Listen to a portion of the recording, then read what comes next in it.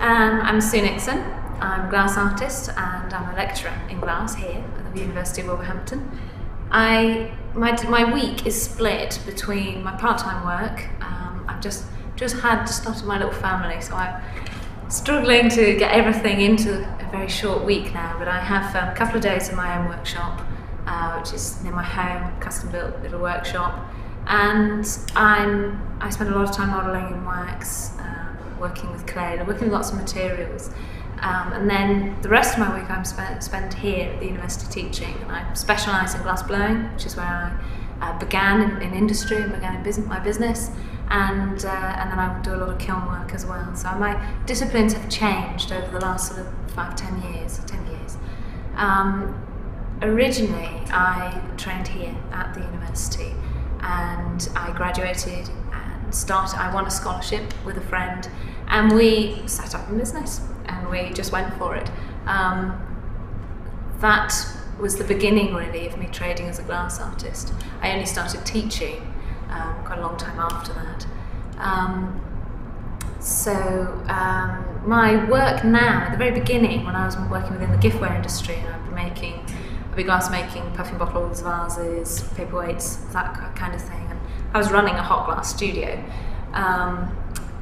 That kind of work I was selling abroad, selling to the States, selling here. So my kind of outlets would be galleries. All the Craft Council galleries are really, really good. They're really good outlets. And they'd be selling my work. And I'd have a lot of galleries on the books. As my work has changed, and I'm now working in a much more sculptural kind of way, my pieces aren't functional anymore. I have much fewer galleries on the books. I have 2 or 3 specialist galleries that I have a very good relationship with.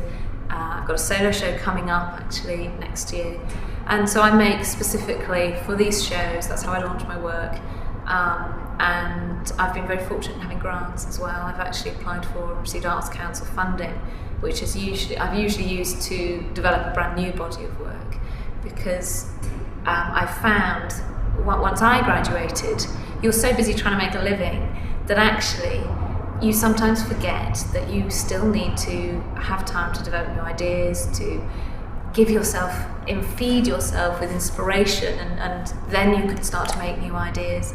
And so I got Arts Council funding so that I could afford to do that, and that bought me time out of my day job of making every day.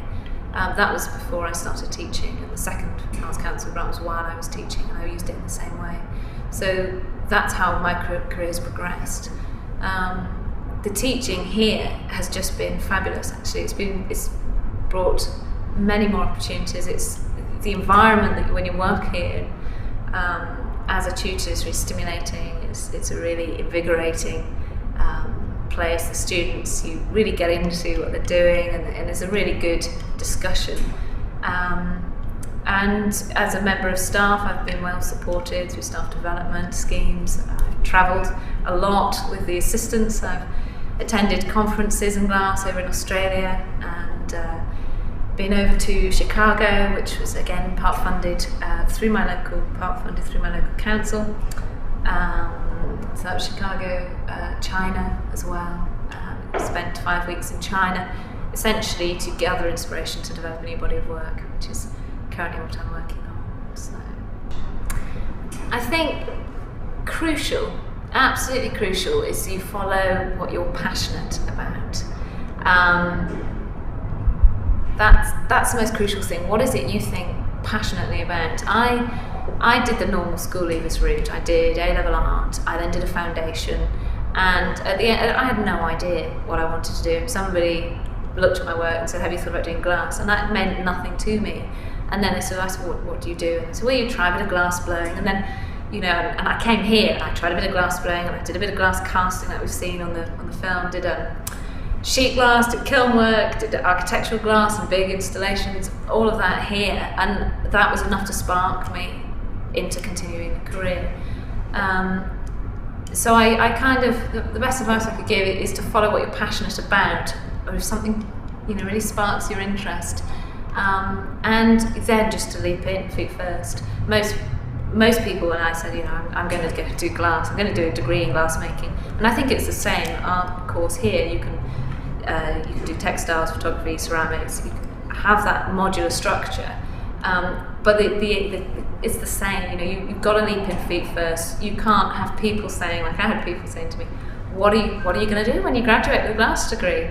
Because you'll discover the opportunities. You'll see the graduates. You know, while you're working, you'll see them trading, and you'll see them setting up studios, and every time you go around a fair, you'll think, well, I know that name. And so it's you just have to leap in feet first up with what you're passionate about. Because if you're passionate about it, you'll do it well because you love it.